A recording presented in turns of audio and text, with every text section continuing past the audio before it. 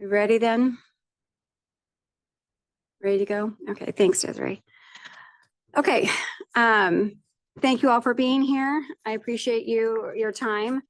I'll call this meeting to order at 5:42. And welcome back. Happy New Year. We'll do our best to facilitate a smooth meeting with public participation via Zoom and webcast. Before we begin, here are some important guidelines and general instructions for the meeting. Please silence your cell phone or other communication devices. During the meeting, all public participants will be placed on mute by the host. Public members will not be able to mute or unmute manually. Audio from members of the public will be unmuted once they are recognized to make a public comment. Again, I'll call this meeting to order and ask the clerk for roll call, please. Ms. Martinez, Mr. Graywall. Here. Mr. Freitas. Here. Ms. Gutierrez. Here. Ms. Vielma. Mr. Helm. Here. Mr. Williams. Ms. Rodriguez. Ms. Matthews. Mr. Leva. Mr. Sanders. Here. Mr. Cunha. Here. Through the chair, we have quorum. Okay, thank you. And we'll do the Pledge of Allegiance. Please stand. Please salute.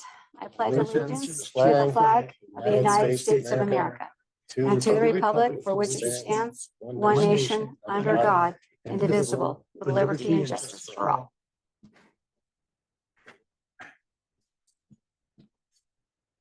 Okay, at this point, I will ask if there are any corrections or additions from the members to the minutes previously submitted for the August 28th EJAG meeting.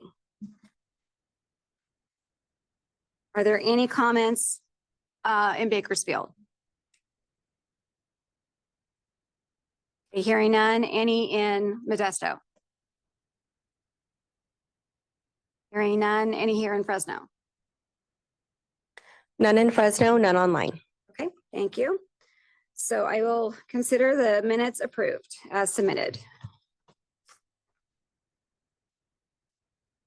Okay, at this time, it's made available for public comments on matters that are not on the agenda.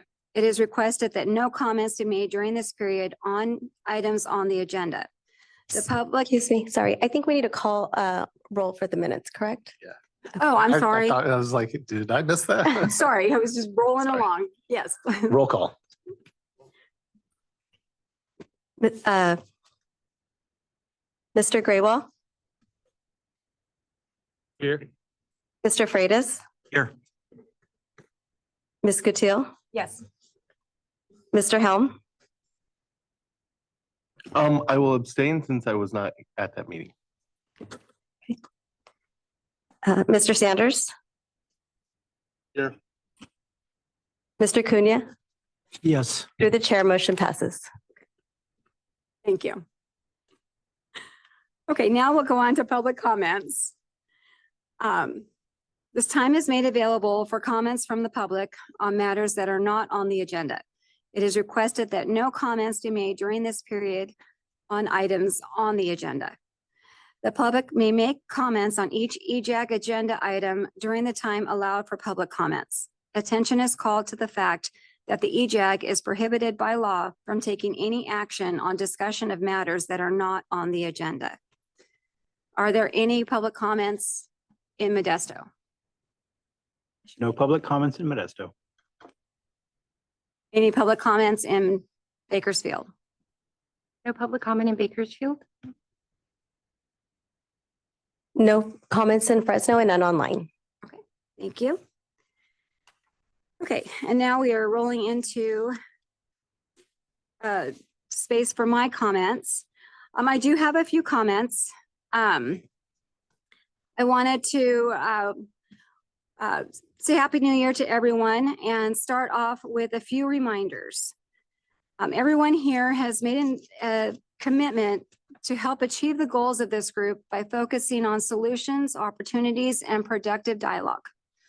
I respectfully ask that we be mindful of listening to each other, keeping our comments and questions as brief as possible so that everyone has a chance to participate. I also believe that civil and thoughtful interaction with folks that we may not agree with is where the real solutions to the problems we face lie. This requires us to be empathetic and to really listen to others' viewpoints. This group brings a wealth of knowledge from lots of different backgrounds, which is why it's been so important to me to be sure that everyone is acknowledged and heard. We've agreed as a group to attack the problems. We can only do this by finding common ground and building a consensus that will help us honor our shared values and goals. I ask that we stay on point and focused so as to have a productive meeting that will stay within a 2-hour timeframe with all of us feeling like we've had a chance to be full participants. I'm grateful to all of you for making the time to sit on this committee to briefly offer insights from the organizations and communities you represent, and therefore making me a more well-rounded, informed person and leader in the other organizations I participate in. Our staff here does a tremendous job gathering all the data that we need to make well-informed decisions. Many, many thanks to all of them. Okay, with that being said, we'll roll into the election of the chair for another 2-year term, or for a 2-year term. Yeah, so maybe I'll just do Go a ahead, Ryan. little prefacing before you guys just have further discussion on the matter. So just as kind of part of the process, it only requires a single nomination for an individual. After nominations are received, then it would go out for commenting. And then after that, then we go out to the group for a vote. Okay. So are there any nominations? Madam Chair? Yes. Yeah, Manuel here. At this time, I would like to nominate Laura, the past chair who has been working for part-time on this as chair. You've done a tremendous job. I liked the presentation of your comments this evening as chair comments about the respect and dignity in which you've given. You really have. You've taken sometimes issues that where members have had discussions, and you brought the professionalism back to the floor, back to the committee, and kept that going. And I think this coming year especially, and even next year, is going to be even more important for the EJAG, and to make sure that we have that type of chair, a person that respects all others. So at this time, I'd like to nominate you as the chair for the next 2 years. Thank you, Manuel. I would accept that nomination, but are there any other nominations? Yes. I'd like to nominate Derek Williams.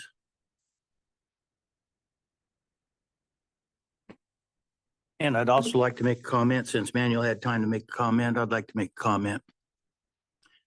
I feel that we probably should push this thing to the next meeting when we have a greater group of representation here to be able to make a decision like this, because I did not have any idea we were going to do a re-election tonight. So I think it'd be imperative for us to have more fair representation of all the people that are involved in making this decision as part of the board and part of the membership group. And so that's my opinion. I think we should probably push this election to the next meeting. Thank you. So just through the chair, that's potentially could happen. This is an agendized item. 2 years at every whenever the chair position has reached its 24 months, 2-year period, it was agendized. The agenda was sent out to the group last week, with the goal of making everybody understand that was going to be taking place. The bylaws are clear that if a quorum is present, then the action can be taken to select a new chair. Through the chair, just to let you know, Ms. Rodriguez has now joined the meeting. Yes. Irina. So in order to bring Raina up to speed where we're at, we are on agenda item number 6. That's the, I'm sorry, thank you, 7. Yeah, item 7, and that's the election of a chair for a 2-year term. At this point, Manuel has nominated me for a re-election, which I've accepted, and Keith Freitas has nominated Derek Williams, thank you. Derek Williams. So there's the discussion is whether or not this should be tabled until our next election. Keith didn't realize that this was an agenda item. The agenda did go out last week and I saw it on the agenda. We do have a quorum. So per the bylaws, I think that we need to have the election. So, I will oppose that. I just want to go on record. I'm opposing that. okay, thank you, Keith. I think you still, I don't know if there were any additional nominations or if that was. Yeah. So yes, so let me go with Bakersfield. Did you have any additional nominations? Yeah, I would like to nominate John Sanders. And in Modesto, did you have any nominations? No, I do not. I'm not sure if it needs a second. But I would be willing to second Laura's nomination. Yes, thanks, Tom. It does not require a second.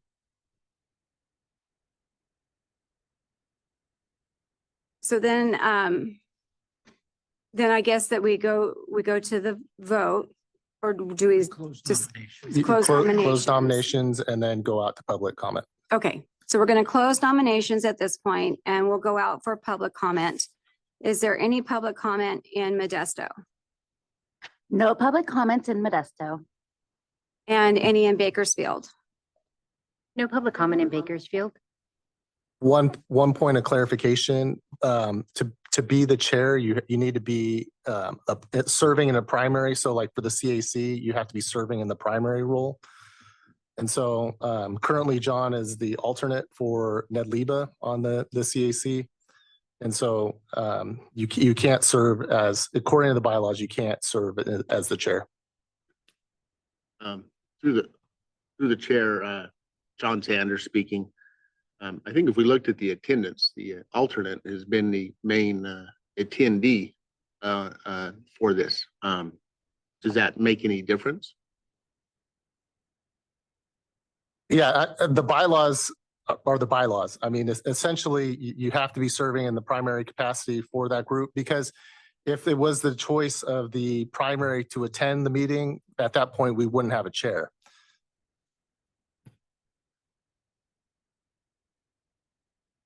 I understand the bylaws. Thank you for your help. I appreciate it, John. With that in mind, I'm going to have to leave the meeting. Okay, thank you for being here, Keith. Okay, so we're back to nominations are closed. And we've called for public comment in both Bakersfield and Modesto. So we need public comment here in Fresno. No comment in Fresno, none online. Okay. Oh, I'm sorry. There is one online.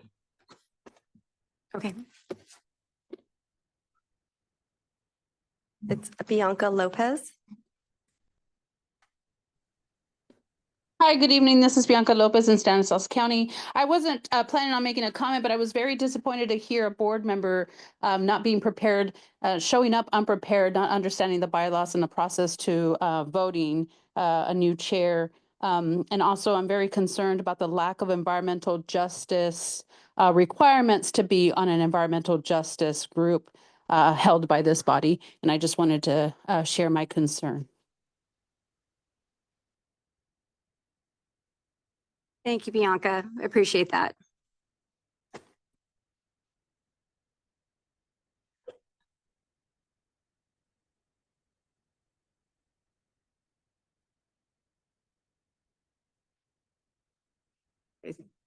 Okay, No other comments in Fresno. okay, so now then we go to the vote. Okay. So then per our bylaws, then it would be me or Derek. Is that correct? Correct. Okay.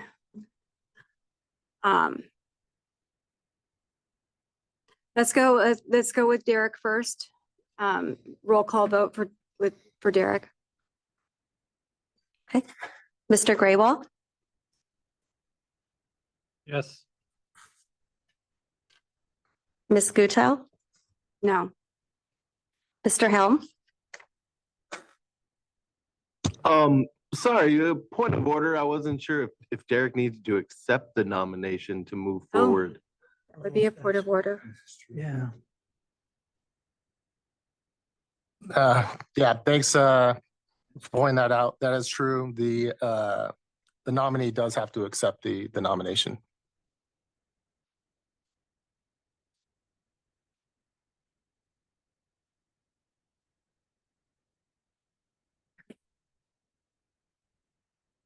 Okay, so seeing that both of the other nominees are at some point, or for some reason or another not able per our bylaws. Well, do we go ahead and do a roll call vote? Or am I just? I think you go through the, yeah, I mean, I think. You want to, Yeah, okay. do a vote. You have to do a vote. So Manuel is recommending we go ahead and do a vote, and that way it's very clean and very clear. Yeah. So we'll go ahead with a roll call vote. Mr. Graywall, Yes. Ms. Gutau, Yes. Mr. Helm, Sorry, I'm really sorry. So we're voting for Laura right now then. yes, correct. Oh, okay, I vote yes. Thank you. Ms. Rodriguez, Yes. Mr. Sanders, I'll abstain. Mr. Cunha, Yes. through the chair, motion does not pass. Right? It's the majority of members present Oh, okay. constitutes. Through the chair, motion passes. Yeah. I was just Okay. gonna say something. Yeah.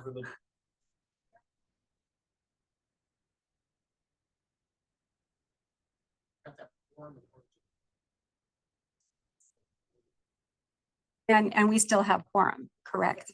Correct. We still have quorum and the bylaws state it's a majority of the members present for the vote. So that includes Bakersfield and Fresno and Modesto Yes. and here, of course. Okay, so the next action item we have is to appoint an ad hoc EJAG grants committee.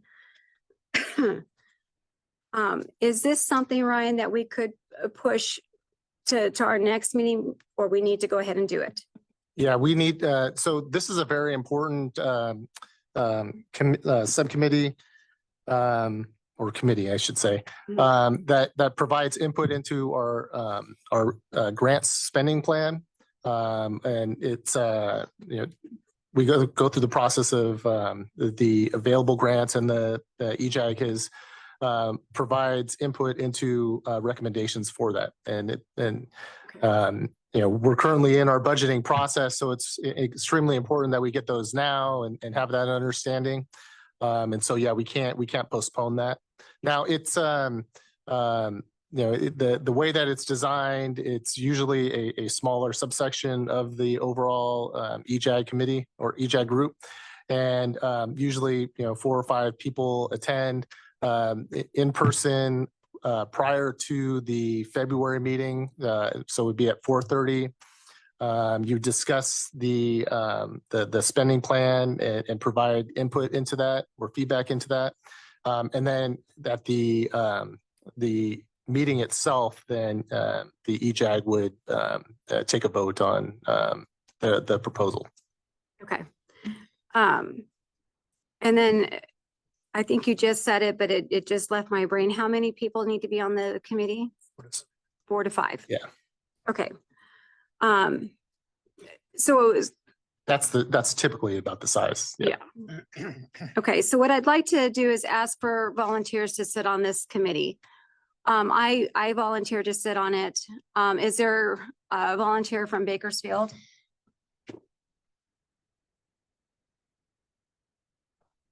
Okay, seeing neither of you raise your hand.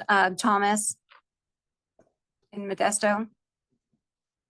I was gonna say, I have experience being on it before. I'm willing to volunteer if you need the members. I was gonna say, full transparency. My term is up in March. I know I've missed a lot of meetings lately because I've just been so busy. I think I'm going on like maybe even 9 or 10 years.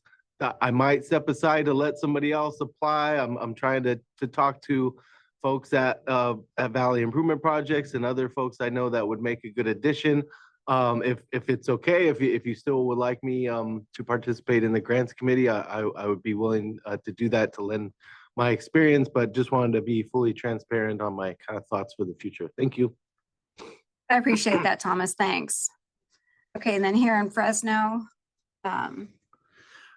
Yeah, Manuel here. Thomas, thank you. I think you'd be a great additive to it. Let's just hope that you do decide to come back in the next term.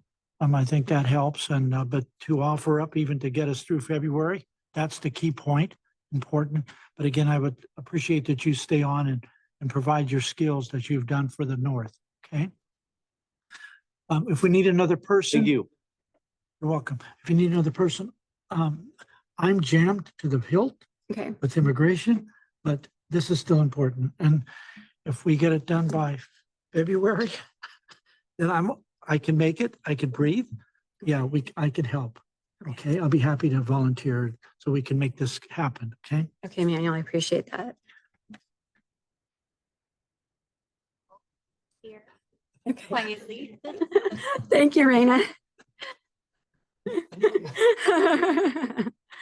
Okay, that gets us to our 4.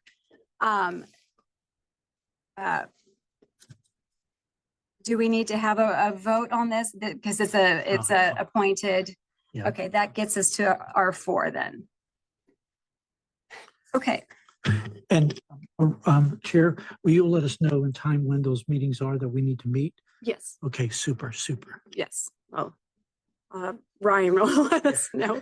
Ryan or Desiree, Devin. Yes. It's at 4:30 right before the EJAG meeting next month. Yeah. And Yes. we'll be reaching out and making sure everybody, Yeah, please. Let me- Yeah. that'd be great. Yeah, so that'll be an agenda will go out to everybody too. on February 26th. Okay, perfect. That's even better. Yeah. Okay. Super, thank you. Okay, and then at this point,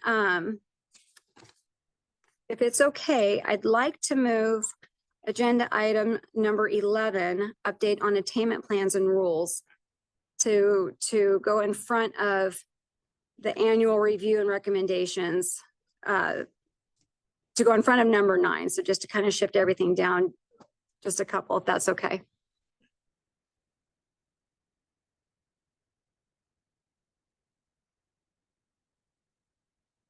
Number 11, yeah, update. So this update, it satisfies our goal and objective number 8.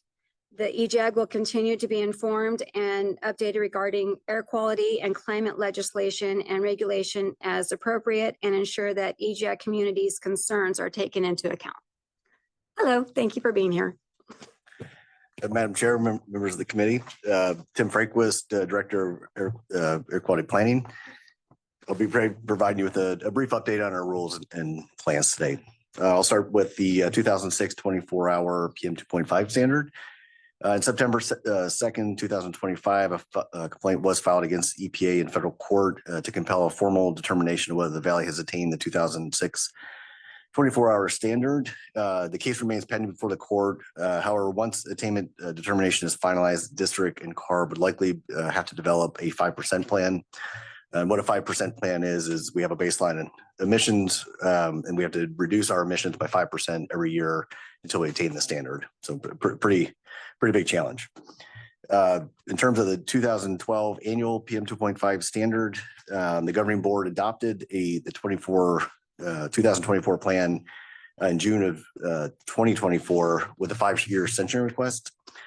Without this extension request, the deadline would have been December 31st, 2025, and would be December 31st, 2030 if the extension is granted. It's really critical the EPA grant this request, so this is still an outstanding item for them.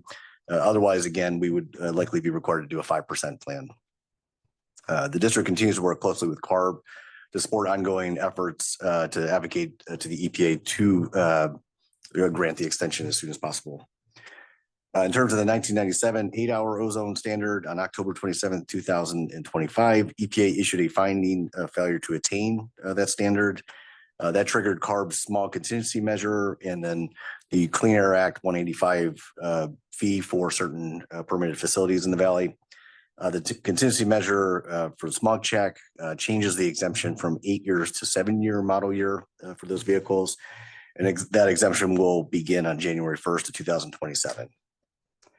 Turning to the 2008 and 2015 ozone standards, on April 25th, 2024, the district adopted the ozone contingency measure plan to cover the 2008 and 2015 ozone standard.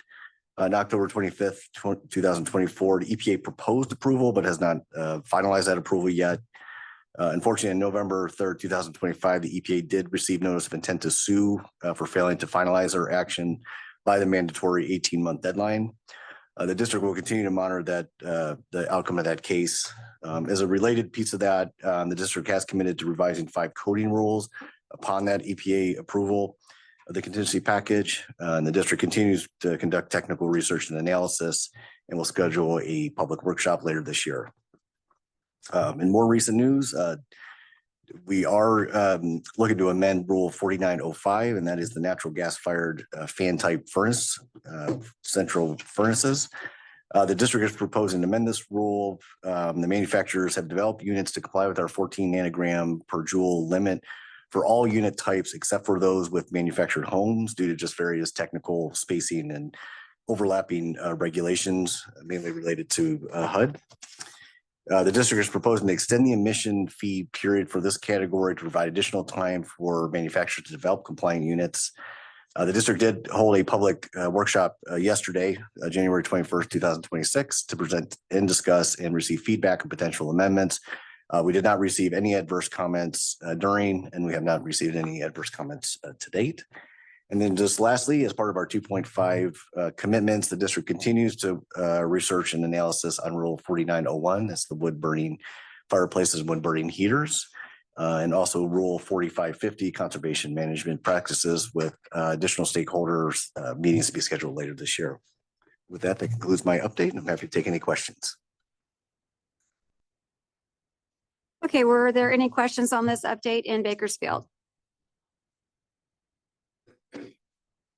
Okay, seeing and hearing none. Any questions in Modesto?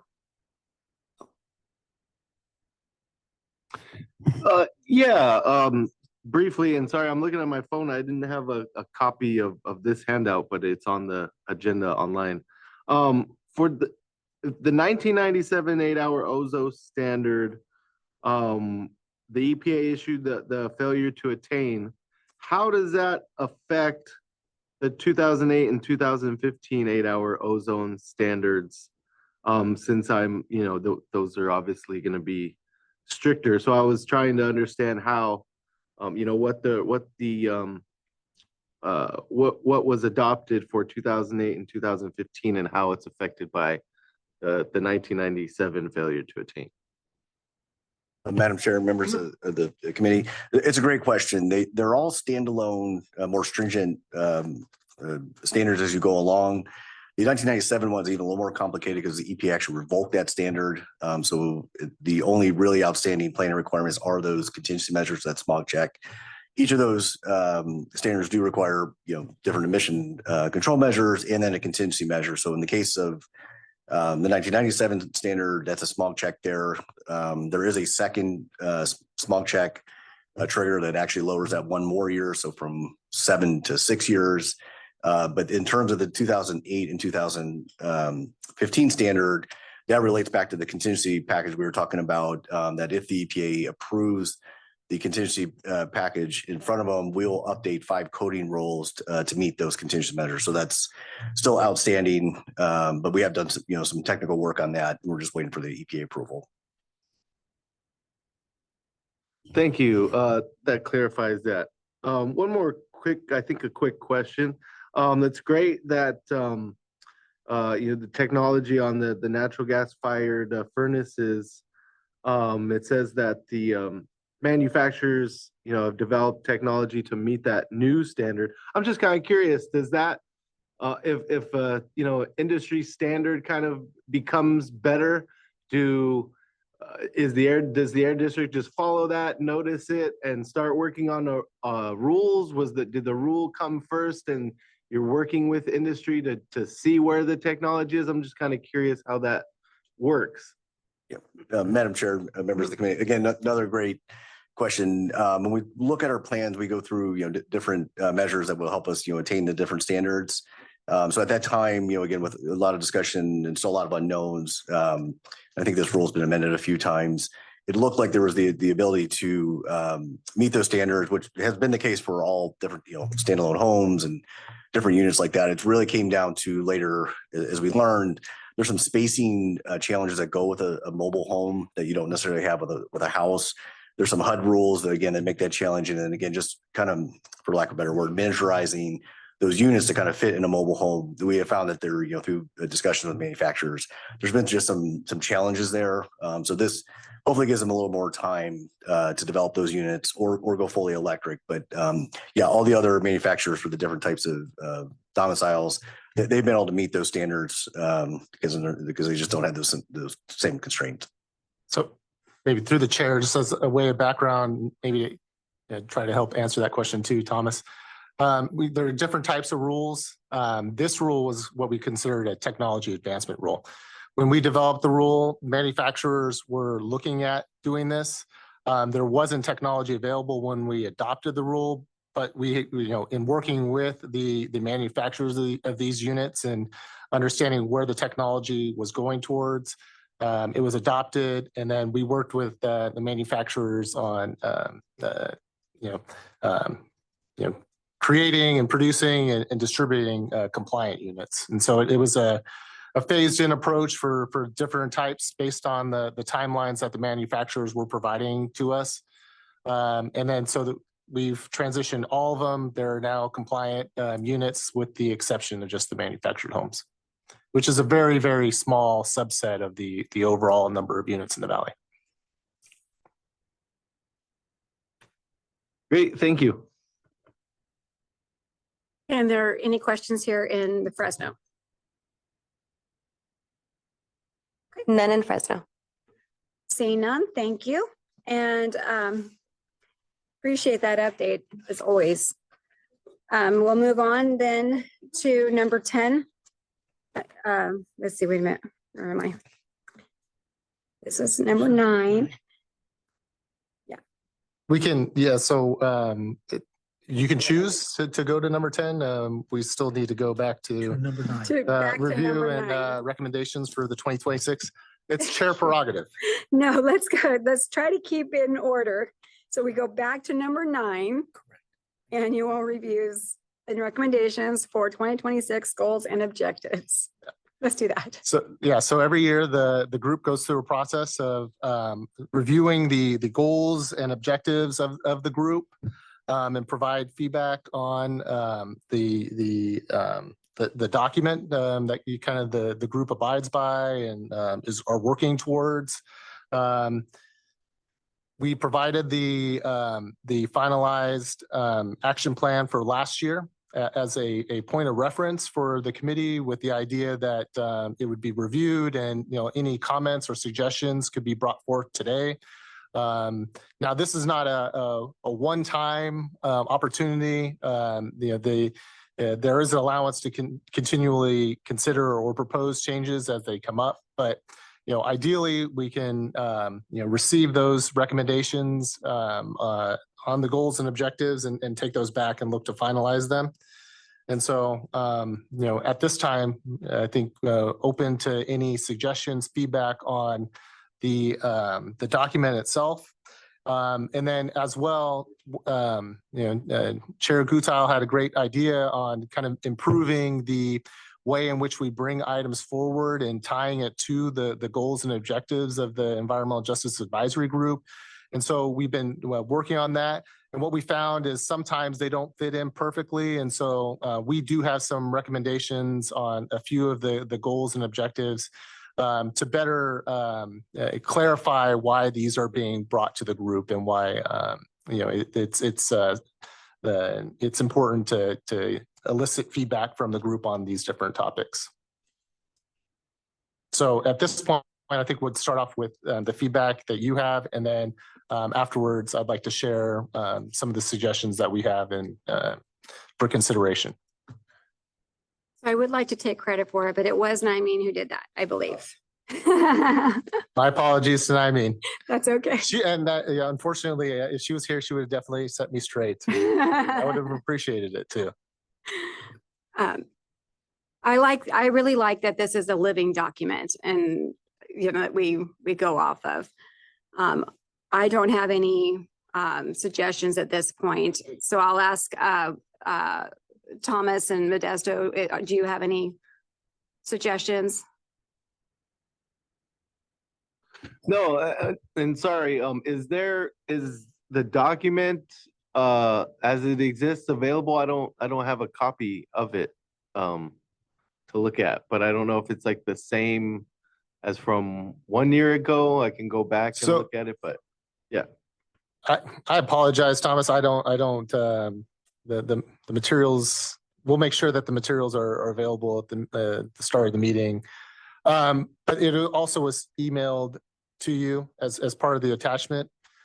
Last year, the group did not elect to make changes to the action plan, and so it carried over. So there were no changes. The year prior to that, there was a lot of discussion, suggestions, and there were several amendments made to the document. Yeah, I was gonna say, I remember when, kind of after a period of time, a lot of changes were added and we had, more of a discussion about it. If it hasn't changed since then, I probably don't have any new recommendations. Yeah, it was, we got a lot of feedback, including from Naimeen, and including more discussion about public health and incorporating more of that into the language of the action plan. There was a suggestion, is there a way to look at that document like now as we're talking about it? Yes, can you, just so that maybe it's a little bit easier, yep. just in case. Thank you, Manuel. Sure.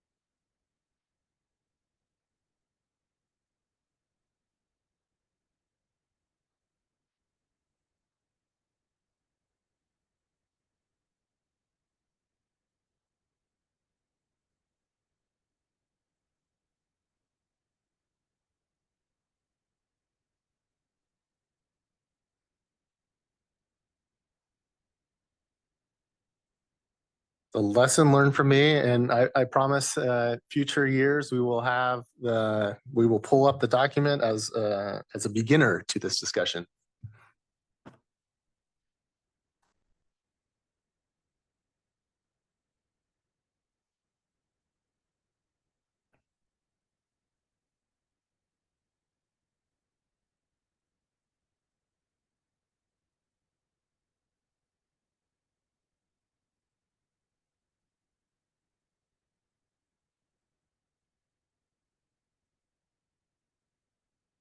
Thank you. Appreciate it.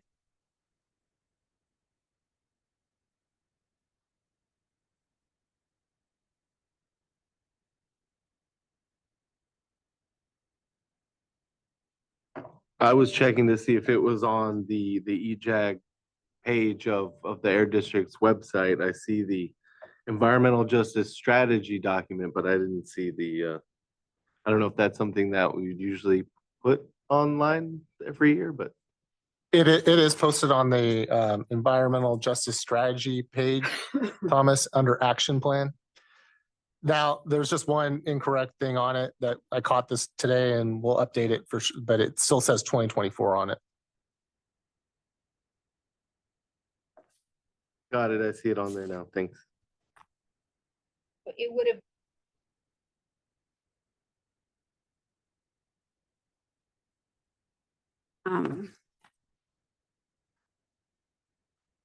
Okay. So, so how do we want to do this? Ryan, do we want to just,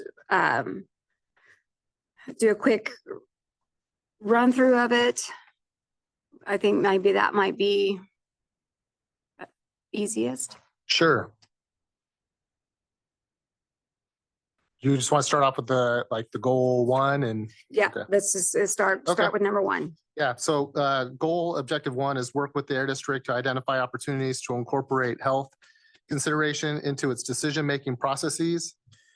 And there's several action items under that. Establish an ad hoc committee seeking input from other stakeholders interested in the topic to help guide this work.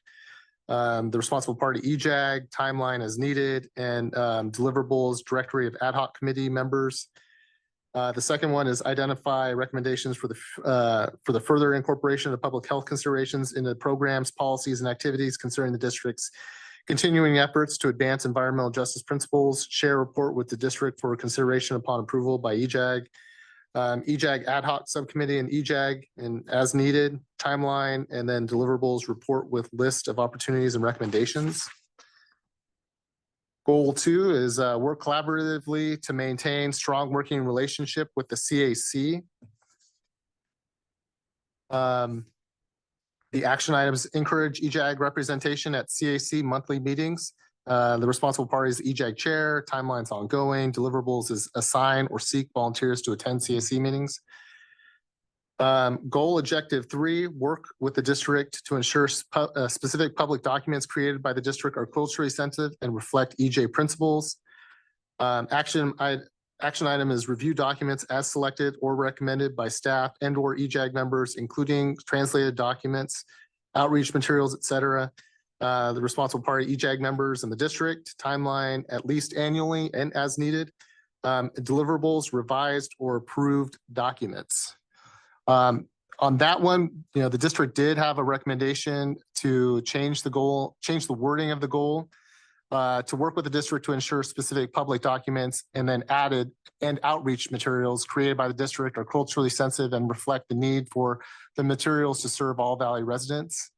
And then we took out the word Spanish because we do a lot more than translating of just Spanish. And so we just wanted to make it clear that it was, basically in any languages that are needed. So those would be a couple of changes that we recommend. Objective four is increase public participation in the efforts of EJAG. Action items, solicit input from the community members and collaborate with community organizations, entities on specific goals, issues, concerns, and respond in a timely and appropriate manner. Responsible party would be EJAG members. Timeline would be ongoing. Deliverables would be documented input from community members. Each EJAG member will bring a short summary of responses from specific events where appropriate. And collaboration would be documented. The next is assist the district with the community events and utilization of real-time air advisory network in EJ communities. An example would be drive clean in the San Joaquin and business gatherings. And the responsible parties would be EJAG members and the district. Timeline would be ongoing, and deliverables would be to send out flyers and make calls. We did have a recommendation on updating the language to be work with the district to strengthen collaboration with community partners and stakeholders to improve awareness, accessibility, and use of district grant programs and resources, especially in the Valley's disadvantaged and low-income communities. Next one would be work with the district to secure grants for public education and build capacity through the Valley's EJ communities to execute or administer emissions reduction projects. The action item would be help secure grants for public education. The responsible parties would be EJAG members. The timeline would be ongoing as needed. Deliverables would be identify grant opportunities, help prepare grant applications, and provide letters of support. The action item would be another action item would be help secure grants for clean air projects in environmental justice communities. Responsible party EJAG members, timeline ongoing as needed. And then deliverables would be identify grant opportunities, help prepare grant applications, and provide letters of support. Similarly, we had a recommendation to update the language to be work with the district to identify, support, and secure grant funding for public education, capacity building, and clean air emission reduction projects in support of Valley communities. Goal objective 6, work with the district, other EJ advocates throughout the state and Valley businesses and municipalities to advocate for the Valley's fair share of cap and trade funds. And the action item would be work to direct the state's cap and trade spending plan and expenditure policies to benefit the Valley's disadvantaged communities. Who's responsible would be EJAG members. Timeline is ongoing as needed, and the deliverables are participation in meetings, workshops, hearings, and events relating to the establishment of the state's cap and trade spending plan and development of policies regarding cap and trade expenditures, including support letters and comment letters. We did have an update to that one as well to change it. Mostly it's just to change it. It's been it's been renamed to Cap and Invest. Yeah, and so that was just a recommended change to that. And then under deliverables, it would be provide support and comment letters, just to provide that clarification.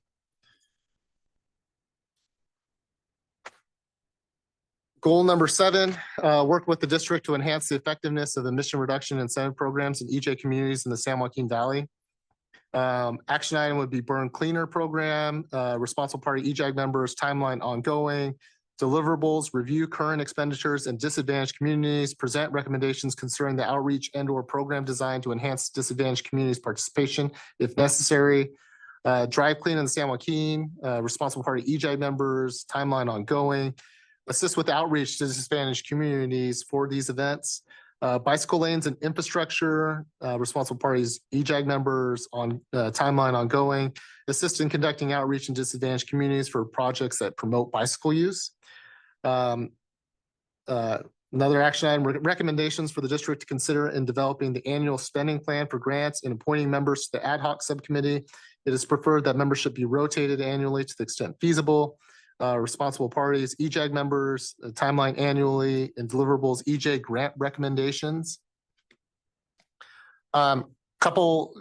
Just not looking to deviate from the obviously the term environmental justice, but to provide additional clarification, we recommended changing that from EJ to low income and disadvantaged communities in the San Joaquin Valley.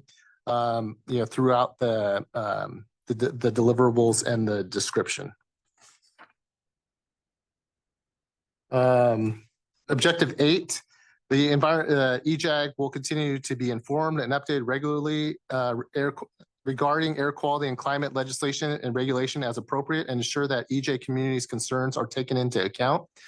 Action item, receive presentations from ARB and/or the air district or the district staff air quality and climate legislation and regulation. Who's responsible, ARB and the district, timeline ongoing, deliverables, presentations made. Next item, Review and assess potential impacts of climate and air quality legislation and regulation on EJ communities. Who's responsible, EJAG members, timeline ongoing, deliverables, develop draft comments.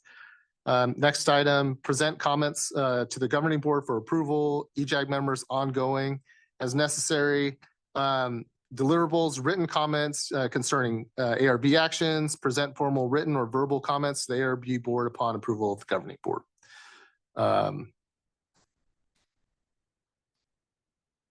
Some small changes similar to the ones that I said before.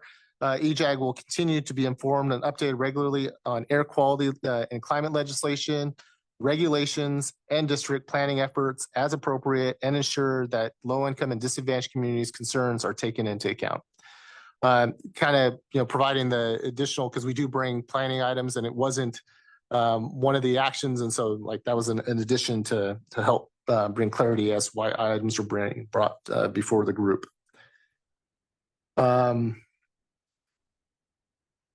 Objective 9, the EJAG will continue to encourage consistency, improve attendance at EJAG meetings. Action item, actively recruit community members to apply for the seats. The responsible parties, EJAG members and the district. Timeline ongoing as needed. Deliverables, all seats filled and attendance robust. Goal 10, work with the district to enhance the effectiveness of the district's AB 617 program. Action item, receive updates from the district, responsible parties, the district, timeline ongoing, deliverables, presentations made. Next item, work to assist the district in securing the necessary incentive funding to support AB 617 efforts to advance clean air efforts in environmental justice communities. EJAG, responsible party are EJAG members, timelines ongoing as needed, and deliverables are verbal and written comments as needed and as appropriate. Next item was assist the district should say in, not ion, in creating and conducting outreach in AB 617 communities. So that was one of the recommendations to fix that language. The responsible parties would be EJAG members, timeline would be ongoing as needed, and deliverables would be verbal and written comments as needed and as appropriate.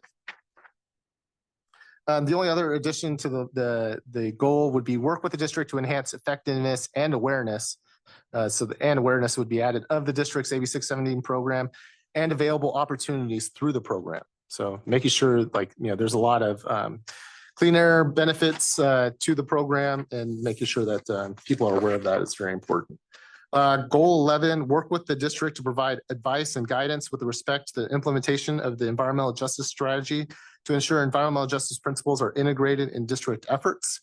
The action item, work with the district to provide advice on future enhancements to the district's environmental justice strategy. Responsible party are EJAG members, timeline ongoing as needed. Deliverables, suggested enhancements for the district's environmental justice strategy. The next action item would be assist in training to increase environmental justice awareness and understanding of district staff members and EJAG members. The responsible party would be EJAG members, timeline would be ongoing as needed, and deliverables would be training recommendations. And that would be the district's proposal, as well as the goals and objectives from 2025. Thank you, Ryan. I appreciate the effort and staff's effort going through getting that up for us. Because I think that made a big difference. I know it did for me. So then I'll ask again, are there any questions or comments from Thomas and Modesto? Yeah, a few comments. One, I understand why you would, I guess I'll go goal objective 3. You mentioned, I think the word Spanish was removed from translated. I'm not sure if that was like a legal office saying you can't, specify specific languages, because then you might be leaving other things out. So I think I'm wondering if there's like language that says like, including translated documents into, languages relevant to the community affected communities or something like that. I do think there, whether or not the language would be allowed, I do think that it's worth saying that there is, in my personal opinion, probably all of this stuff should be translated into Spanish because of the large Spanish speaking population, not only that we have, but the industries and culture that basically, needs and encourages, mainly Spanish speaking workers to work in local industries. And if you're saying that you need their labor, in order for our industries to thrive, then they should be, fully participating members, especially, since a lot of the things that we're dealing with around air quality are affecting those communities. I don't have an answer of like what kind of language to put in there for that, but it does say, who's responsible, EJAG members and districts. So I guess I'm recommending that as many documents as possible are always translated into Spanish, and then also understanding that there are other languages in other communities, and that there be, a process for identifying, when those documents should be translated into those relevant languages. Second comment, I know that the RAN network is obviously the air districts network. I've brought up at meetings before that there's not the regulatory monitors in all communities. Stanislaus County, for example, the two are in downtown Modesto and downtown Turlock. So if you're out in Patterson on the west side or out in Riverbank on the east side, you're not getting that localized data for what the air quality might be like. That could affect, your kids' school, for example, in Riverbank or Patterson on whether or not they're considering that it's a clean air day. So I understand why the air district would obviously promote RAN, but I'm wondering if there is room to, have informational material to let community members know that here's where the regulatory monitors are. There are other, non-regulatory monitors and websites like the SJV Air that can give you, a more localized view, even though it's not considered regulatory grade. I'm just wondering if there is room to have that in the community outreach so that more people understand that that's how that works. And I think there was just one more thing. The very last one, objective 10. I know because I was one of the ones that was asked for it for years, was like a basic environmental justice kind of 101 history and training for the EJAG. It honestly, it took like over 6 years, I think we figured out when we finally had one of requesting it, that it actually happened. My recommendation would be if folks, serve 2-year terms, that would be something that we do every 2 years at least, to have that training. And I noticed somewhere else there was language about climate and understanding the way climate change affects our air quality. And so I just had a thought that should also be part of an environmental justice training, is understanding climate justice, and that these low income disadvantaged communities are going to be suffering the burdens more so from climate change, like extreme heat, the folks that are working outdoors, construction and farm workers, the folks that live in those floodplains like in Planada or in Grayson and things like that. So and it's going to affect the air quality, obviously with wildfires and drought, and which leads to more dust. Higher temperature farther up north leads to more mosquitoes, more valley fever, all these kinds of different things.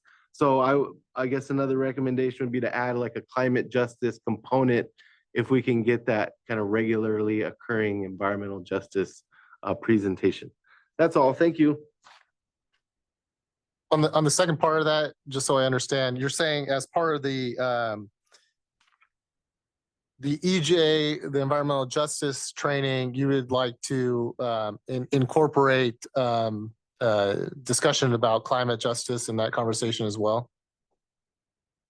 Yeah.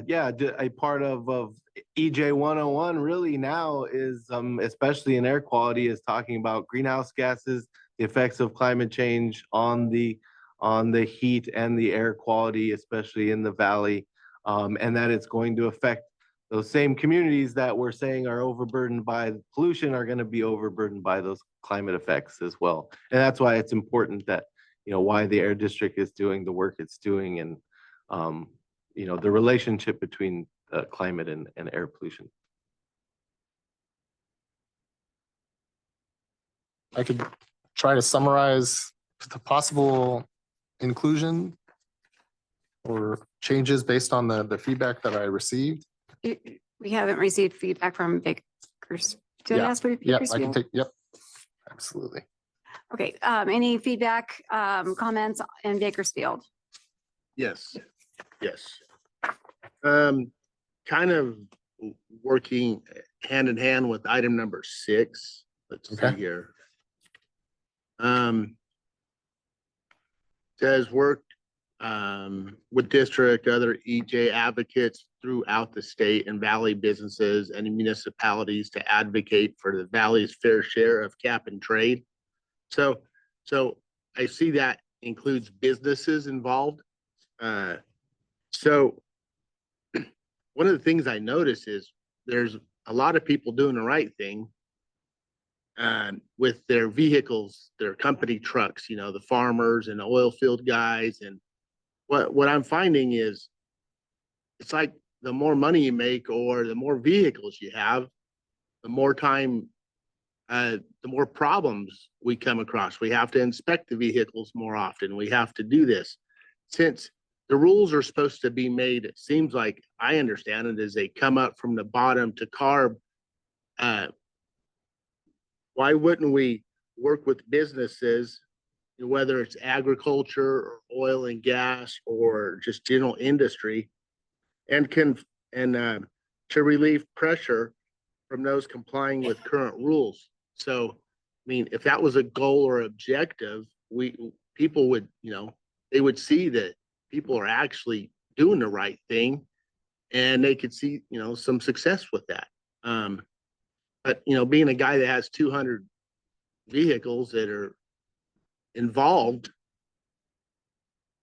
every time we turn around, they just take a little more. So if the EJAG were to move it up the ladder to the CAC and the CAC moved it up to the CARB, then it would seem like CARB would say, oh, well, it looks like we're doing our job and it's a good idea. And maybe we ought to, not press down so hard on all these people.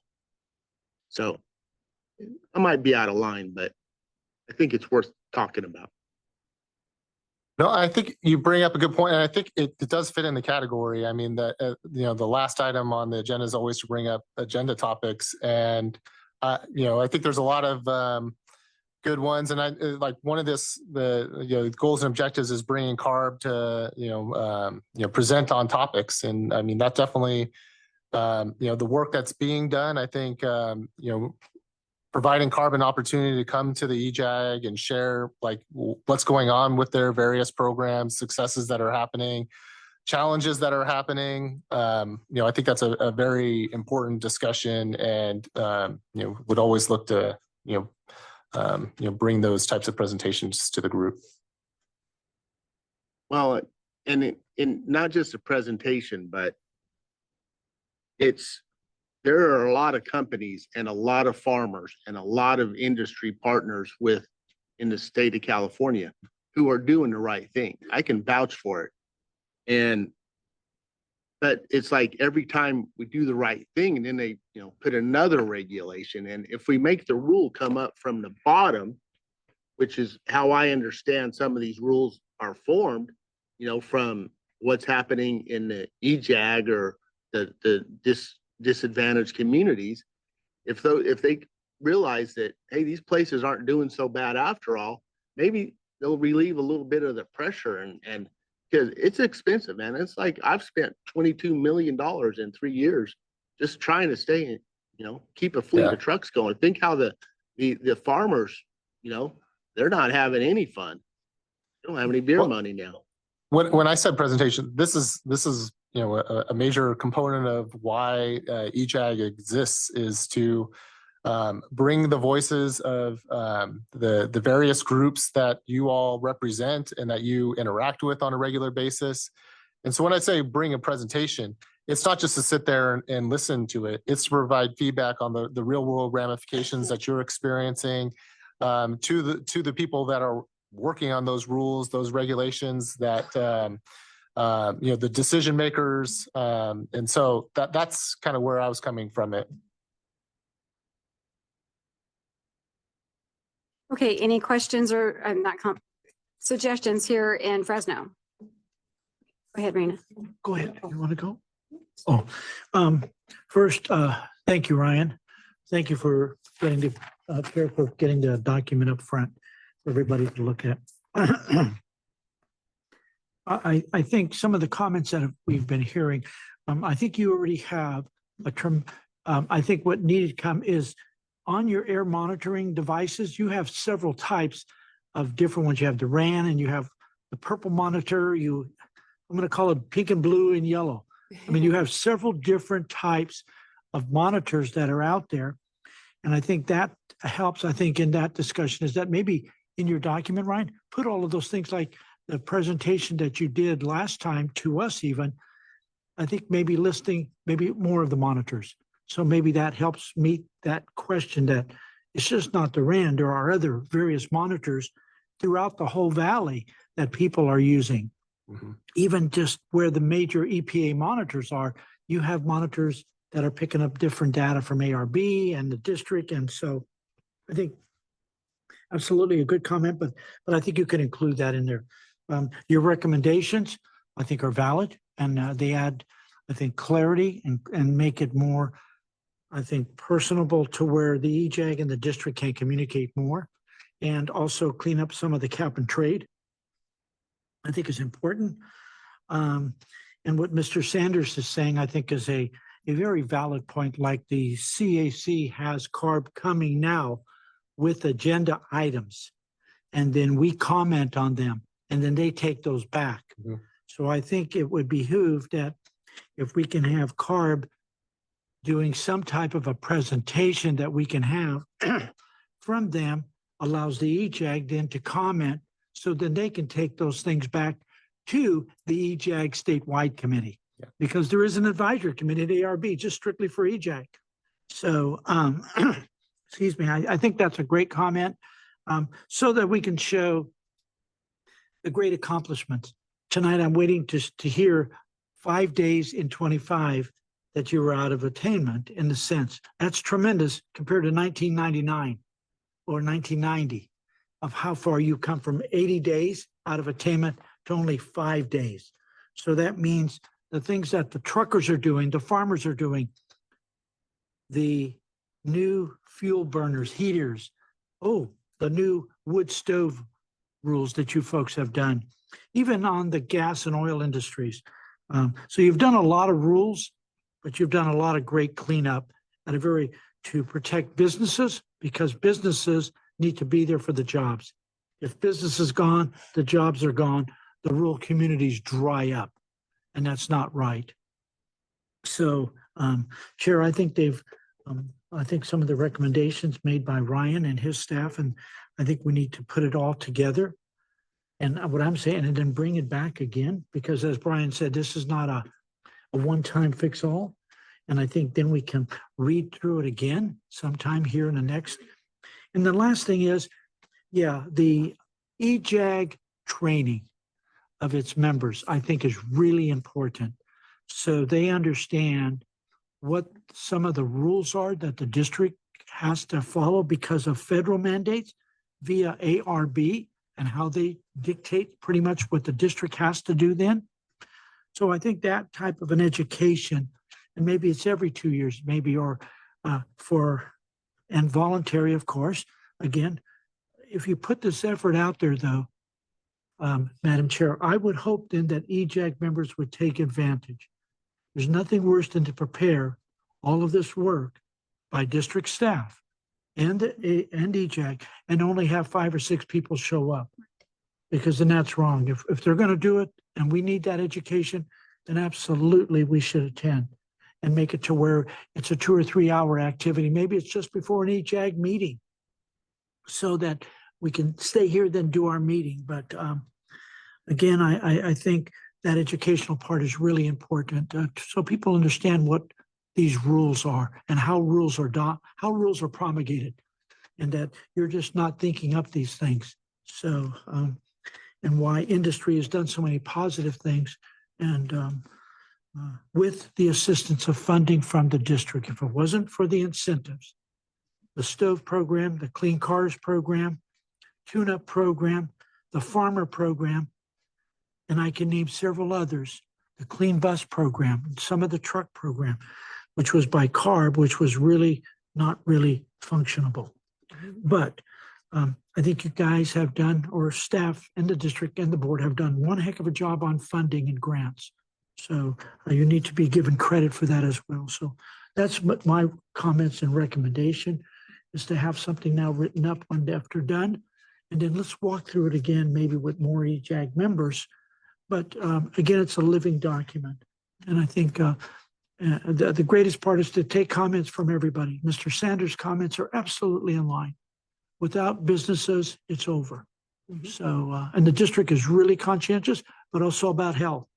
You are very much concerned, and you've done a great job on that. So I'll stop there. Thank you. Rena? Thank you. Sorry, I'm bad with names, but Thomas, I wanted to thank you for your comments. I agree that we do need to still recognize that there is a large population that we serve, and that oftentimes, unless the material is there, unless they are informed, oftentimes what I see is that a tiny note at the very bottom states, if you need accessibility services, please call us. And that note is usually in English as well. So maybe and perhaps just going off of the Voting Rights Act, and dependent on what each county or area that we serve is accepting through the Voting Rights Act as languages that we need to serve because they meet the 5% or over 10K threshold. I think that could be a possibility on how we can make sure that we're not hoping and praying that community finds that information and sees it as useful. So thank you for that reminder.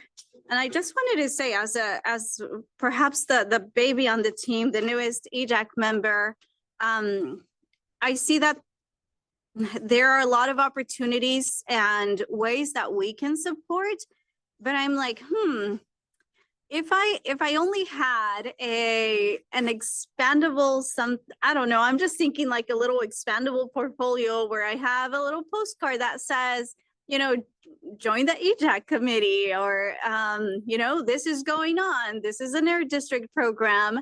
So that when I'm out in community, or even just going to the store or addressing an issue, that I have this information to easily hand out, and I don't have to, potentially come and drive all the way to Fresno. I am from Visalia, so the drive isn't easy, and I don't think it's necessarily helping the air quality for me to do so every time I need something. But if I had these documents at hand, maybe the district can go through all of the potential ways that we can support and get us a little packet with, I'm not saying a lot of material, but maybe 5-10 little postcards or flyers that each of us can have easily accessible, so that we can and should do our job of going out into the community, because we have to remember this. We're not here to represent ourselves. This isn't self-interest. We're here for the community.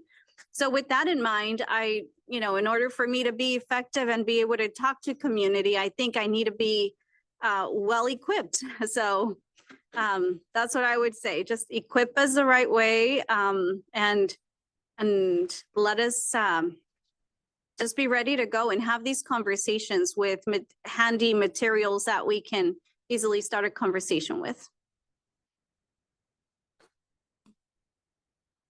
Great. Yeah, those are all very great comments. I think it's all really, really good points.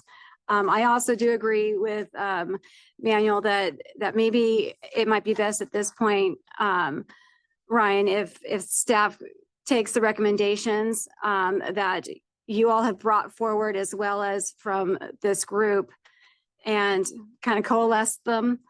And maybe we bring it back either next meeting or the meeting after that, wherever it's appropriate. Yeah, we can definitely, I got a lot of notes and yeah, we can put those together and share that prior to the next meeting and then hopefully have a conversation about looking to finalize those then. Sounds great. If I could make a comment to the comment of the packet of goodies, Mhm. right? So maybe that's something, you know how we did the C&Ps? Mhm. You had it for the farmers that they had stuff inside each of the file folders, right? Yep. What about if we did that when we do our trainings and everything? So they have those, maybe it's a manila folder, but it has 2 pockets on the sides inside, and it has some leaflets and those type of things. I think that might be a way to have and be equipped to have stuff with you when you're out there in the public at events or committees or whatever. I think Ms. Rodriguez's point, I think if we can develop something like that. Yeah, I made a note about tool and resource kits for EJAG members that that's it. we could provide. And you know, as you run through materials, you know, provide additional materials. That was good suggestion. Thank you. Okay. And then with that, we'll move on to Item 10. what used to be, but item 10, update on Excuse me, Chair. implementation. We do have public comments. Oh, I'm sorry. I didn't realize that. Okay. Go ahead, Desiree. Thank you. We do have one comment online, Bianca Lopez. Okay.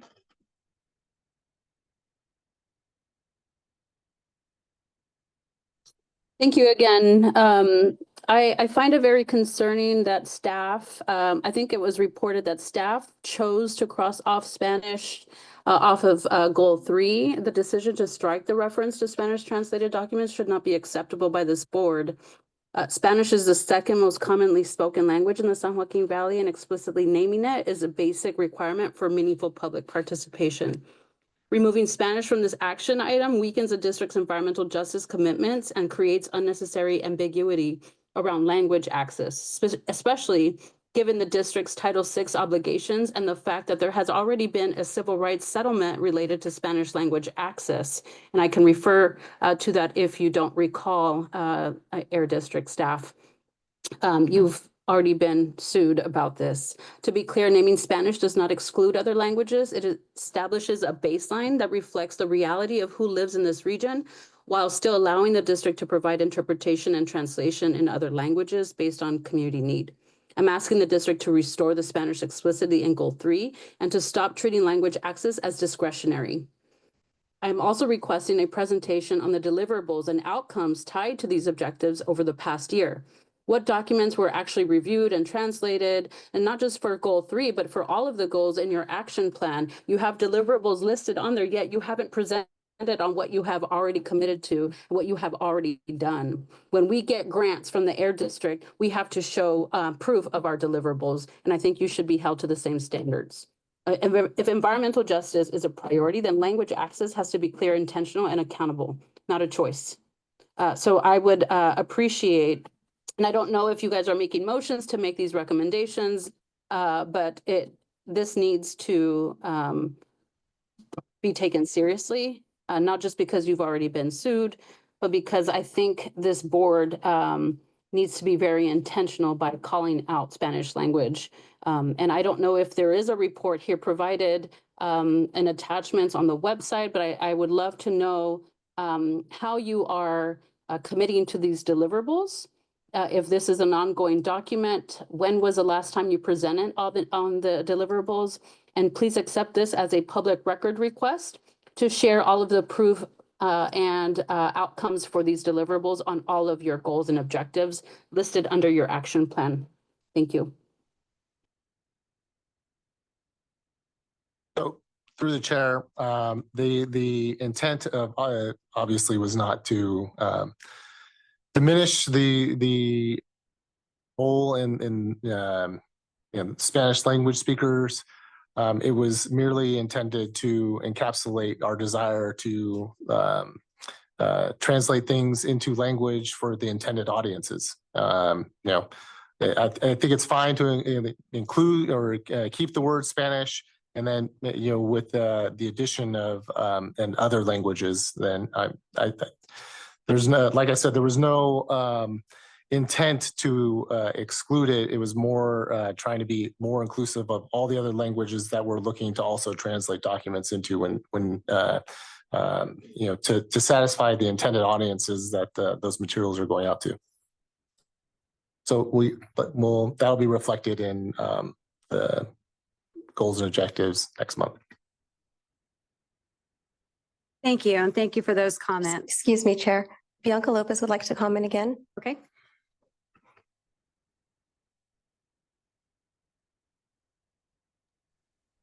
Sorry, I just wanted to clarify that you received my public records request.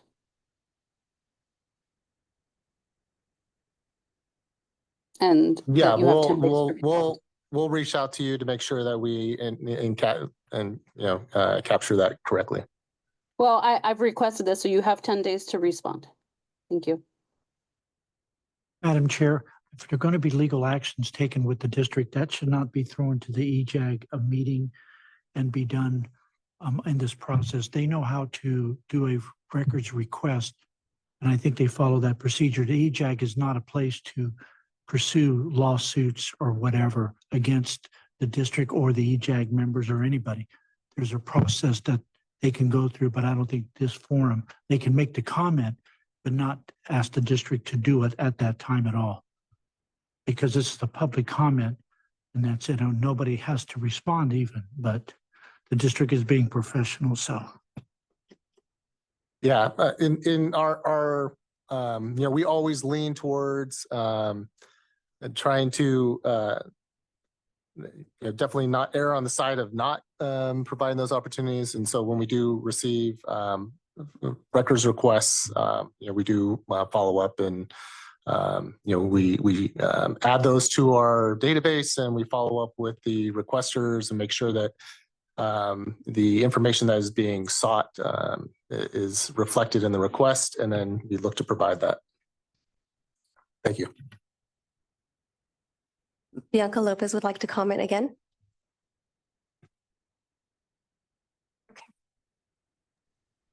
Yeah, thank you. I just wanted to clarify, nobody is threatening any lawsuits. I was simply reminding the Air District that they've already been sued, and that I hope that they want to prevent this. And the Air District staff is in the room, and this is a public records request. I can make it a verbal request. I don't have to submit in writing, and I feel like this is appropriate. And I don't appreciate Mr. Cuna's comment towards my comment.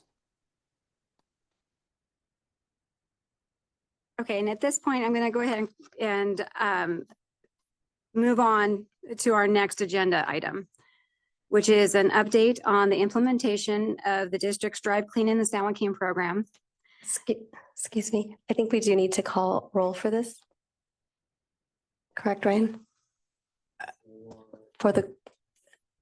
Oh, But like they tabled it, and we're going to continue the conversation and.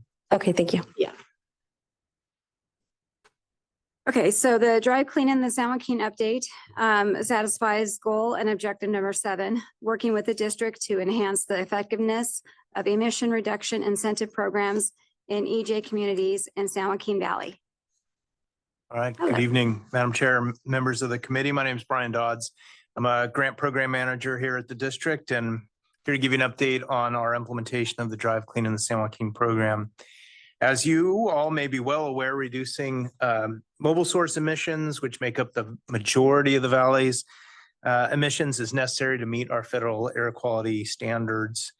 We have a variety of voluntary incentive programs that help support reducing emissions, that support these efforts through business community, agricultural community, public agencies, and residents.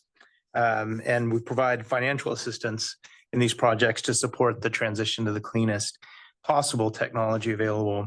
Our Drive Clean in San Joaquin program is one of those programs that provides options for reducing passenger vehicle emissions throughout the valley. In 2014, our vehicle replacement program was approved by our governing board. It served as a pilot program initially, but has since developed and evolved into a model and a leader for what has become the state's Clean Cars for All program.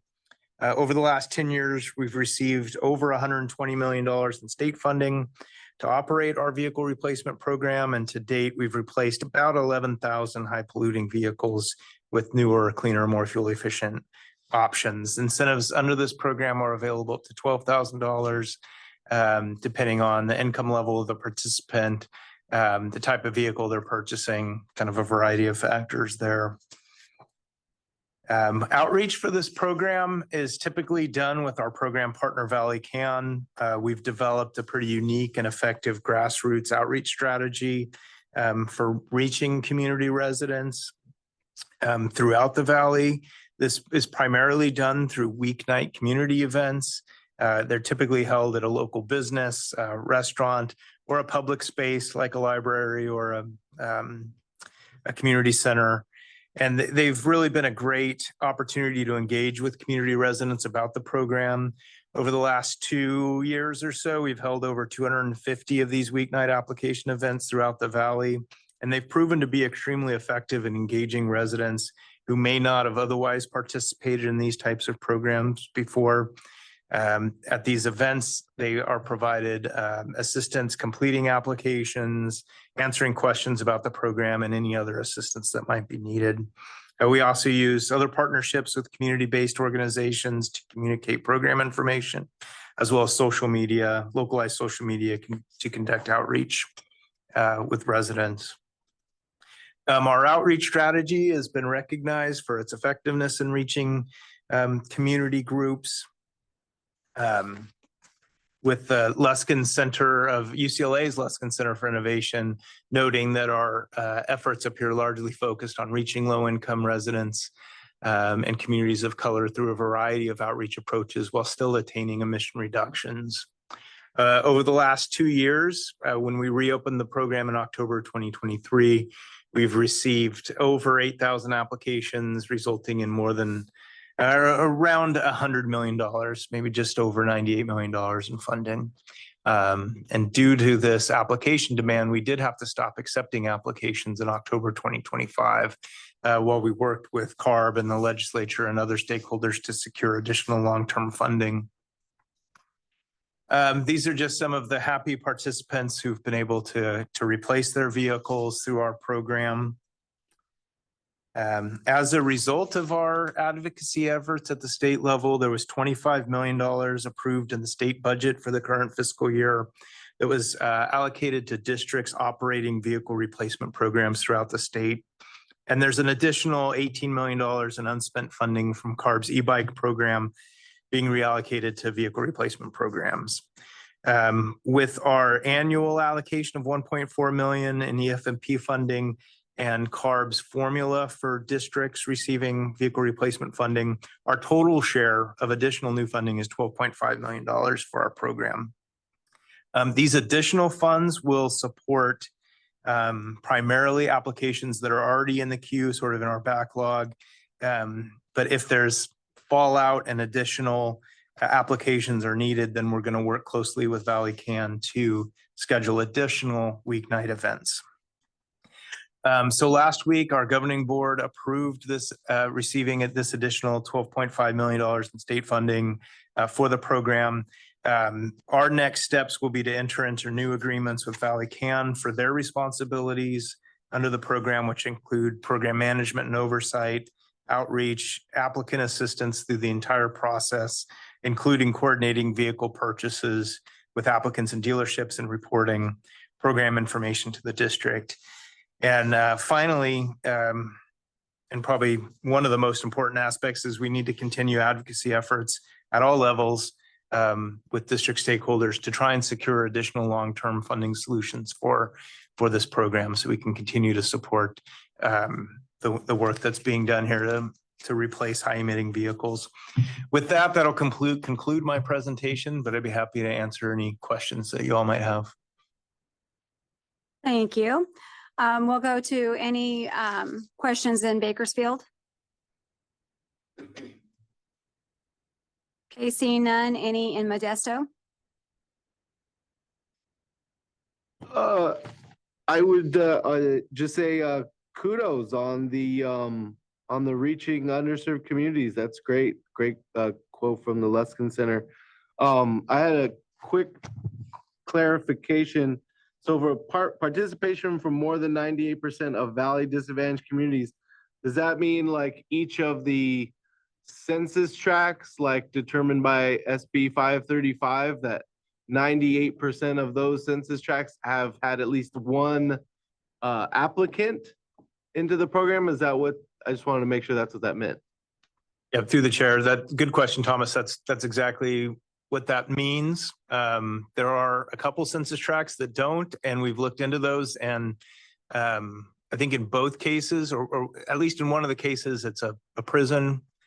In another case, it's an area with like 5 people, maybe. So we've pretty much gotten just about every place we can. Yeah, that's great. Thank you. Thank you.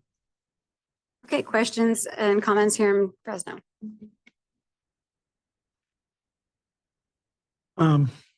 First, I want to thank the entire San Joaquin Valley Air District staff.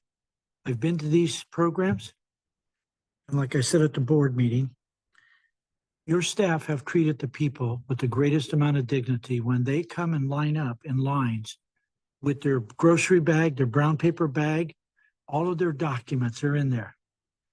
And they have sat with your staff, and I've seen them, and your staff have treated them with the greatest amount of dignity and respect, no matter the culture, no matter if there's a barrier of a language. You took care of that problem, but you treated them with the documents they had, and you made it work.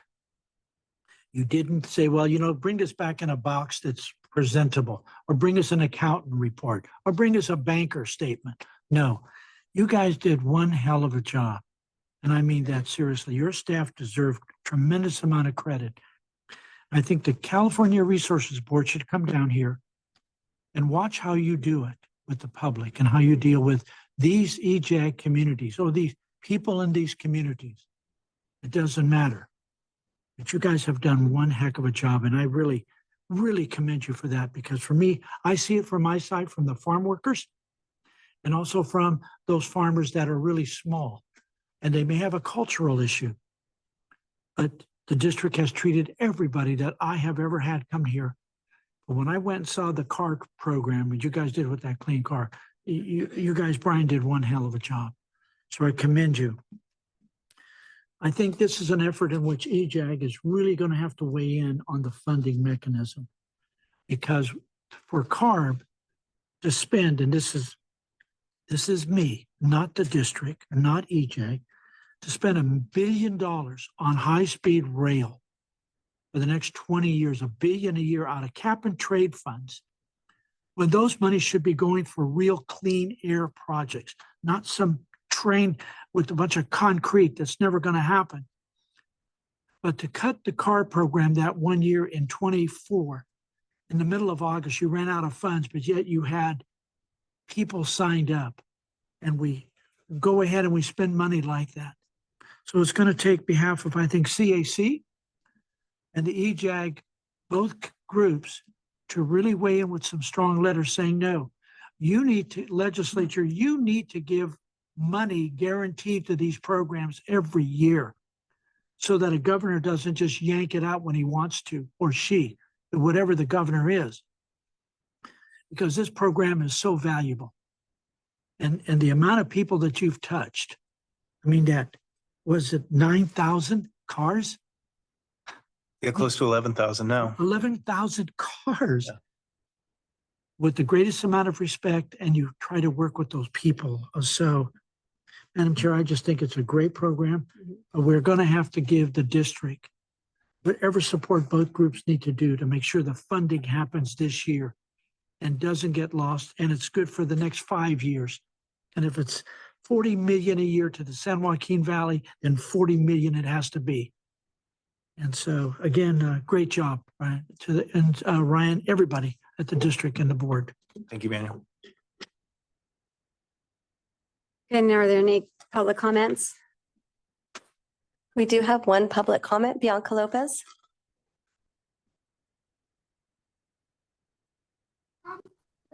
Thank you. I'm not sure if I'm the only individual here in public comments as a community at large, which sounds like you're not doing such a good job at your action plan to get people to know more about the EJAG. And I think it's very similar to a lot of government meetings, but I'd like to flag an equity issue in the Drive Clean in the San Joaquin program. Right now, Valley residents can only retire vehicles 2006 or older, while the residents outside of the Valley can retire vehicles up to 2010 through the statewide Drive Clean Assistance Program.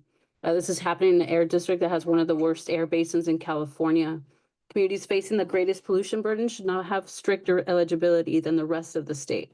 Many low-income families here rely on 2007, 2010 vehicles that are still high polluting, yet they're excluded. So I'm asking the San Joaquin Valley Air Pollution Control District and the EJAG to advocate and to align with the statewide standard and allow vehicles up to 2010 to qualify. I think it could be the minimum and the best thing for the air district to do is to match the statewide program. Thank you. Thank you for those comments.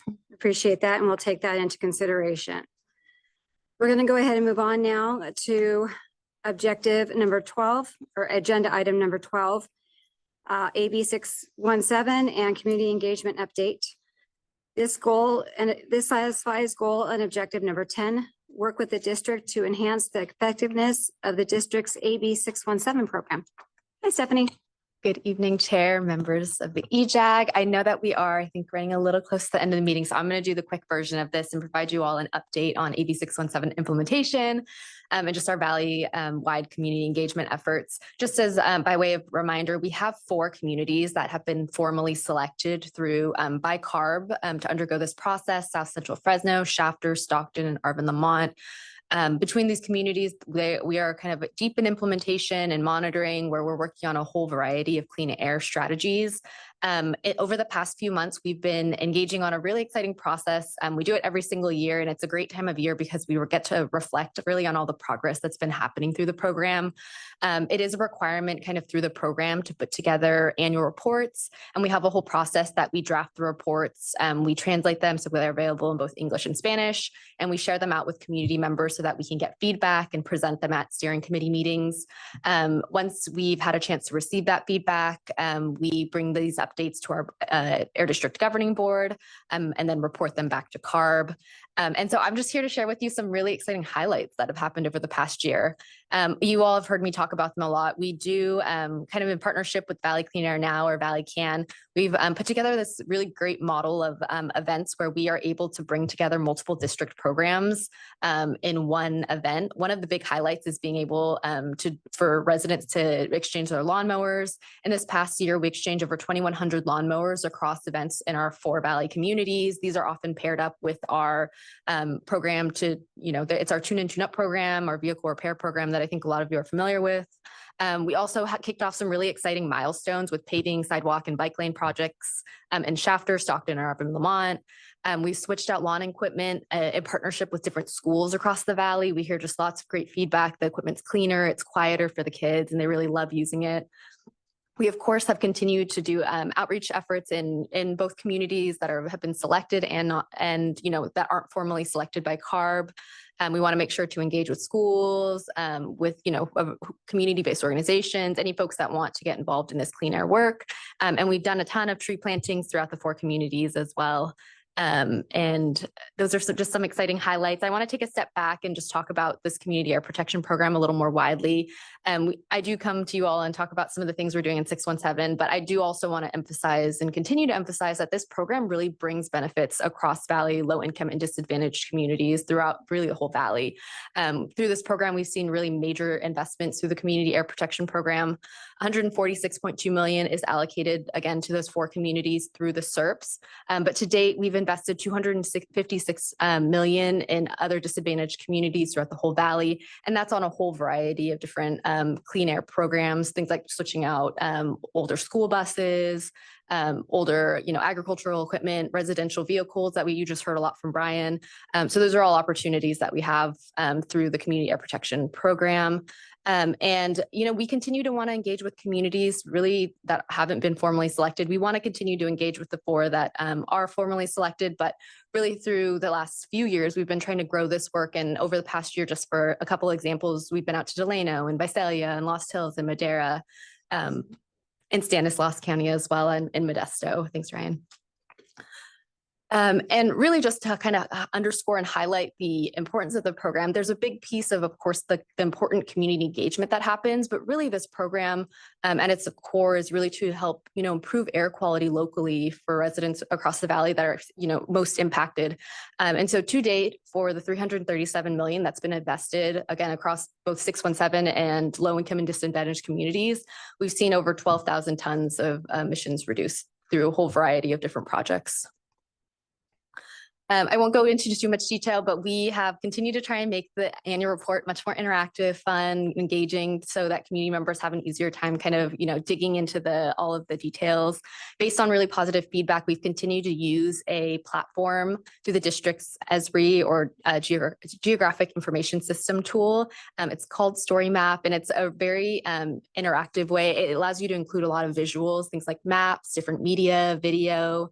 And so we continue to do that this year, and it's available now in both English and Spanish.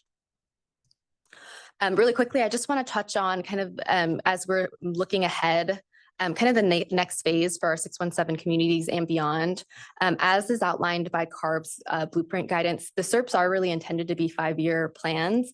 And so some of those milestones kind of have come up for South Central and Fresno and Shafter in February of 2025, and will be coming up soon in July of this year for Stockton, and really in kind of accordance and in partnership with CARB and our community steering committees. We've definitely worked closely with those groups to kind of move through this transition of trying to really hard to finish out some of those commitments that we have in the SERP so that we continue to bring clean air benefits while still continue to bring updates on things that we're engaging with community members on, like our monitoring, we're still continuing that, different enforcement efforts as well. So while we are transitioning to quarterly meetings, that's allowing us to kind of do work in these expanded areas. This kind of frequency is still allowing us to move forward key and remaining measures that aren't quite finished yet. And of course, it's definitely our commitment that I think we've learned so much from this program, and we've learned so much that there's lots of communities that want to engage in this work. And so we definitely want to, continue thinking about ways that we can engage with Valley low income and disadvantaged communities, building on what we've learned from the community air protection program. We are continuing to refine our outreach strategies on ways that, everyone across the Valley can access our clean air programs and information. We want to continue focusing on outreach to communities that are most in need by providing data, resources, different accessible information on the programs we run. And definitely are committed to, being transparent about our communication and continuing to, do things in a community-friendly way, and kind of in line with our core values of consistent improvement. And so that's all that I have for you all today. That was the short version, but I'm happy to take any questions. Thank you, Stephanie. Any questions or comments in Modesto? No, not at the moment. Thanks. Any questions or comments in Bakersfield? Seeing none, any questions or comments here in Fresno? Are there any questions online? None online. Okay, thank you very much. Okay, and that brings us to district comments. I will keep mine very brief. Objective 9 is to ensure continued consistent and improved attendance at EJAG meetings. It's critical to have EJAG members at meetings, and I just wanted to make the group aware of that we're going to undergo a process of having a system that will accept applications for positions, non-CAC member positions. That's to ensure that if there are members that leave the group, that we hopefully have people that already show a desire to reduce any potential delays in having members on the group. I kind of harken back to Thomas earlier sharing about the possibility, and so hopefully he chooses to continue on. But if he wouldn't through this process, we would hopefully have someone to backfill that more quickly. And so I just wanted to make the group aware of that. Thanks. Okay, thank you. Okay, number 14, potential future EJAG meeting agenda items. One of them would be bringing back the goals.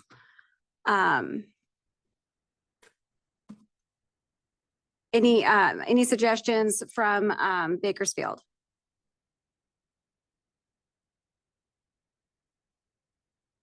Seeing none, any suggestions from Modesto? No.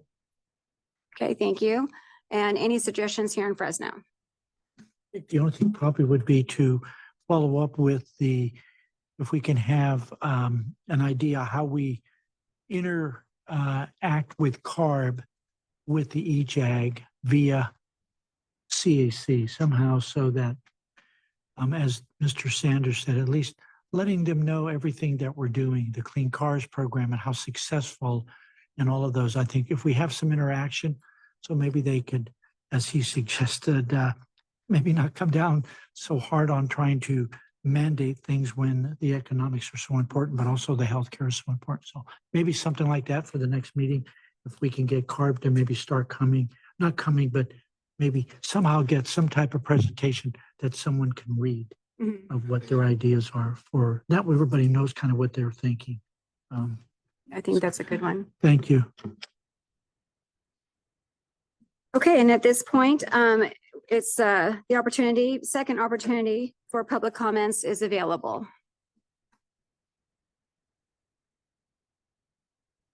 None online and then in Fresno.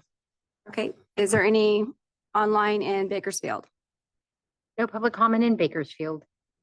And any online in Modesto? No public comments in Modesto. Okay, and then last but not least, EJAG member comments. Comments in Bakersfield. Yeah, I have a comment. So technically my term is expiring next month. However, I'll be out of town. So technically this is my last meeting, but I just want to take this opportunity to thank the members for inviting me with open arms and showing me the ropes, and even for the volunteering me. I really appreciate the experience. Special thanks to the staff that makes this meeting possible and help us move through this meeting with all the information we need, and to the district for appointing me and for allowing me to serve Kern County and connecting with the residents here. So I'm really grateful for the opportunity. Are you not going to try to renew? I am going to be moving in a different direction. It's going to be pretty tough for me to make the meetings. I'm glad to say that I've had 100% attendance for the last 2 years. So I've really been trying to make an effort to show up and to absorb and disseminate as much information as possible. But yeah, I am trying to recruit people as well. So I'm hoping that I can get a replacement for me and that the board will approve of, and try to continue it. But thank you. Thank you. I appreciate your time and commitment. I really do. Thank you so much. Okay, any comments from Modesto? Yeah, just a quick comment kind of along the same lines. I did want to say, as far as participation, And I've made this recommendation before that we could have alternates for the county representatives. The CAC members that are on the EJAG, they each have an alternate, and I've always questioned why the county members who, in a sense have less representation, because the CAC members have representation on the CAC as well. But we do not have alternates. That could have made it maybe a little easier if I had had an alternate to, be prepping that person to take over. Again, I feel like I've, kind of been shortchanging the EJAG by not being able to make the meetings. I know another thing that I've brought up is, I don't know why we can't be virtual. We're basically virtual as it is in the 3 remote offices. I've been out of town sometimes, but had the time open, but I can't participate virtually. So those things might help with participation in the future. I've given, actually, this was already a few years back. I had a conversation directly with Samir about numerous recommendations that I thought could improve the EJAG and possibly garner more participation. There was some, reasons like county control that the air district didn't have on why they couldn't do some of the things. But I never really felt like there was a real try to implement some of the things that were recommended those a few years ago about participation at the EJAG. So I know that we, as Valley Improvement Projects, we have meetings. We have our LSERP, which is kind of also part of the AB 617 committee.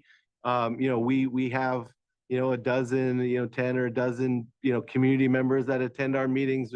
We just had one with Supervisor Vito Chiesa, who's our Stanislaus County Supervisor and also on the governing board. That was very well attended, like 15 to 20 people. More than half of those people spoke Spanish, and we had interpretation, ready for them there. And that was also collaboration with West Modesto Collaborative. So I know it's possible to get folks out to talk about air quality and to learn. I just feel, unless there is a specific issue to advocate on, asking folks to come out on the evening to these meetings is just a heavy lift sometimes.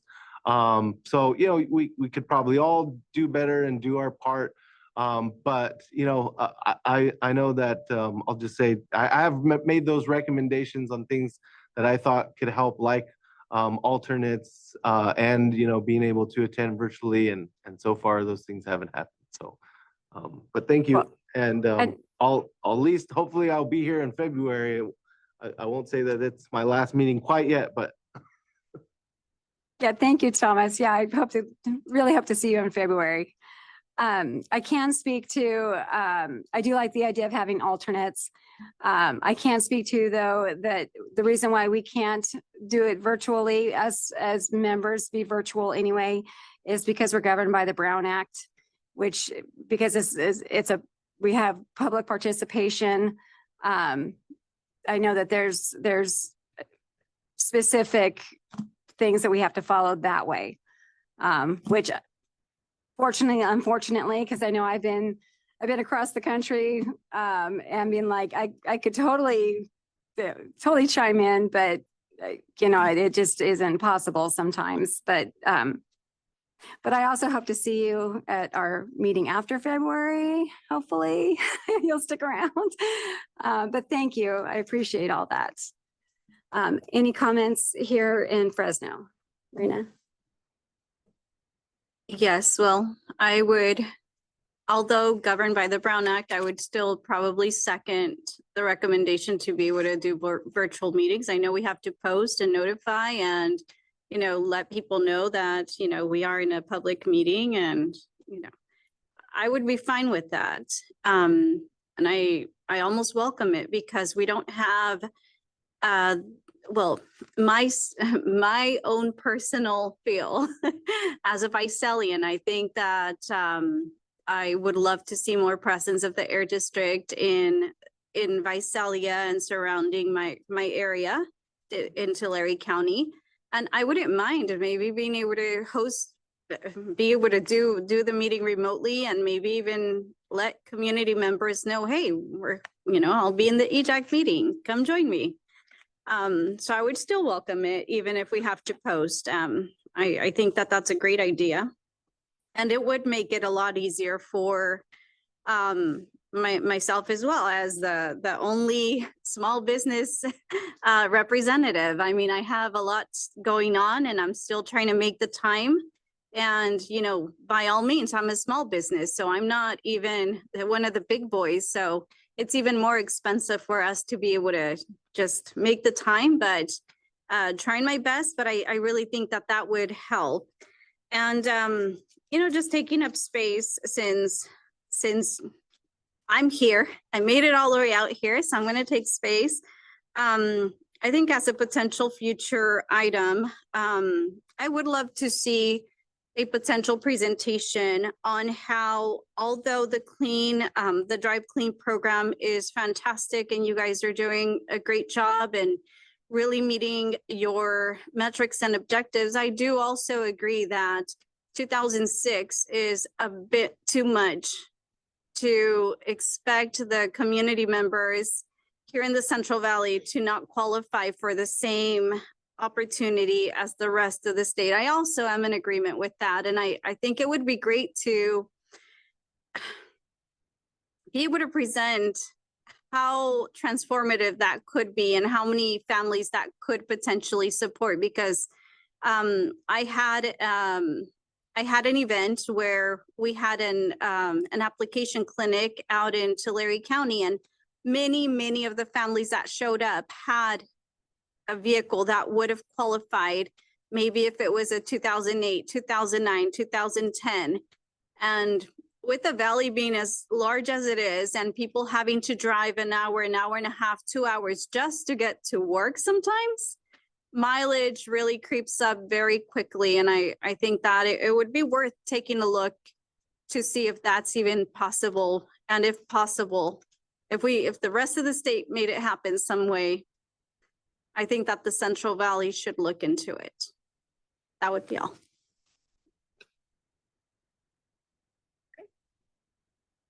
Okay, thank you all for all the participation and the comments.